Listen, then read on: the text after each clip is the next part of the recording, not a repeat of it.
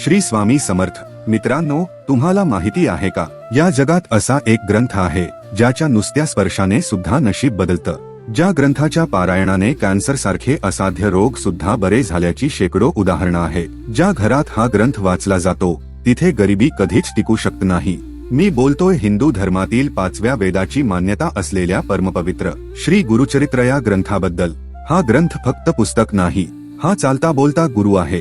आजच्या या व्हिडिओमध्ये आपण श्री गुरुचरित्राची संपूर्ण कथा, रहस्य आणि चमत्कार सोप्या भाषेत समजून घेणार आहोत. व्हिडिओ शेवटपर्यंत नक्की पहा, कारण शेवटी एक असा मंत्र सांगणार आहे जो मनापासून म्हटला तर आयुष्य बदलू शकतो. 2. नामधारकाची व्याकुळता आणि सिद्धमुनी. खूप वर्षांपूर्वी नामधारक नावाचा एक भक्त होता. तो आयुष्यात प्रचंड दुःखी झाला होता. घरात कर्ज, मनात निराशा, आयुष्यात कुठलाच मार्ग दिसत नव्हता. एक दिवस तो नदीकाठी जाऊन प्राण देण्याचा विचार करतो. तेव्हाच एक तेजस्वी साधू त्याला दिसतात. ते म्हणजे सिद्धमुनी. सिद्धमुनी त्याला म्हणतात, बाळा, रडू नकोस. तुझे पूर्वज दत्त भक्त होते.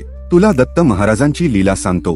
त्या ऐकल्यास तुझे सगळे दुःख दूर होईल. याच संवादातून श्री गुरुचरित्राची सुरुवात होते.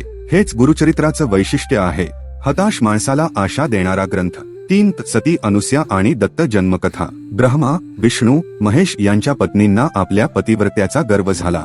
त्यांना वाटलं, आमच्यासारखी पतिव्रता स्त्री या पृथ्वीवर नाही. तेव्हा त्रिदेव पृथ्वीवर येतात सती अनुसयेची परीक्षा घ्यायला. अनुसया आपल्या तपोबलाने त्रिदेवांना बालरूपात परिवर्तित करते. त्यांना माता बनून स्तनपान करवते.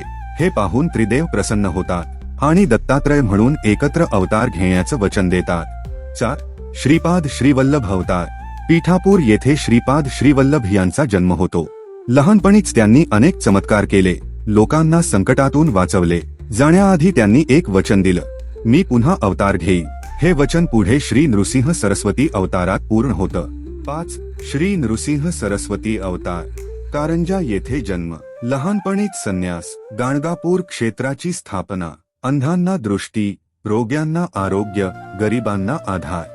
आजही गाणगापूरमध्ये हजारो भक्तांना अनुभव येतात. 6. 52 अध्यायांचे चमत्कार. वांझ म्हशीला दूध, मृत बालकाला जीवन, नरहरी कवींचं परिवर्तन, भक्त संकटात असताना स्वामींचा अद्भुत हस्तक्षेप.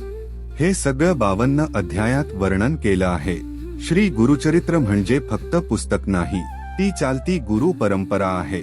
मनापासून पारायण केल्यास आयुष्य बदलतं. शेवटी फक्त एवढंच म्हणे, अशक्यही शक्य करतील स्वामी. फक्त गरज आहे ती मनापासून मारलेल्या हाकेची. मंत्र. दिगंबरा दिगंबरा श्रीपाद वल्लभ दिगंबरा.